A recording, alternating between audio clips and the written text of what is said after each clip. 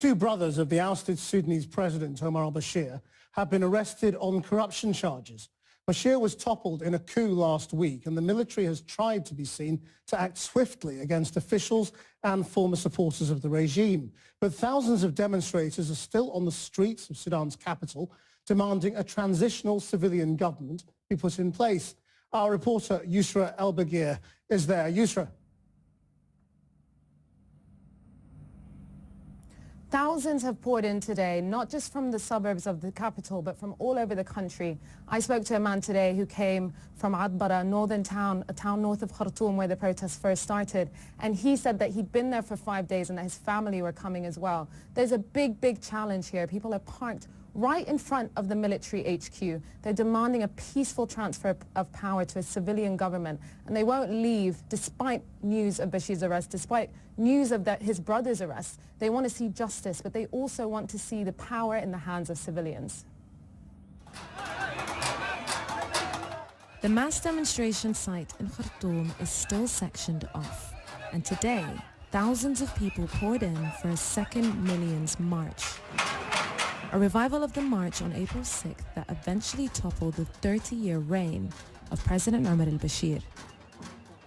News of Bashir's arrest broke yesterday, but people here at the sit-in are still not satisfied. And as you can see behind me, they're arriving in huge numbers. They're still calling for freedom. They're still calling for justice for all of those killed in the 30 years of the regime. There's a lot of pressure on opposition parties and unions to negotiate on their behalf.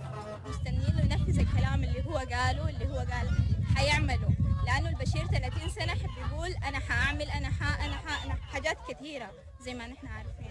ورأيك شنو في الخبر إنه البشير في سجن كوبا؟ نحن ما حنصدق حاجة إلا نشوف بعيوننا. لحد ما نشوف بعيننا. أو حتى لو شفنا ممكن تكون تمثيلية يعني 89 خير. Bashir may have left the presidential palace, but his regional allies are still swarming around the country, and people aren't having it.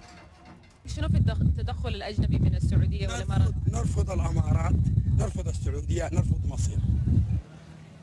The calls for continued demonstrations come from the Sudanese Professionals Association, a coalition of unions that have been organizing the protests since they started in December. We met with a leading figure from their negotiation team with the transitional military government. He was detained for the 4 months of the protests and released the day Bashir stepped down. There's a march crossing the bridge going to the sit-in area. Why are so many people heading to the sit-in area today? I stand now, and many of my colleagues also think so, that is to make sure that the demands of the people should be met.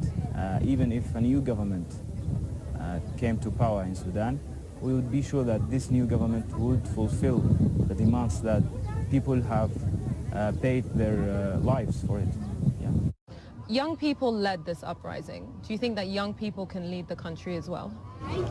Yes, young people can lead the country as well, but we think on the SPA and with the cooperation of our partners on the Alliance of Freedom and Change that the transition government should, in its executive body, should be formed by people who are expert in their everyone in his field. Mohammed is optimistic that civilian demands will be met, but is a peaceful transition of power possible after 3 decades of a deep military state?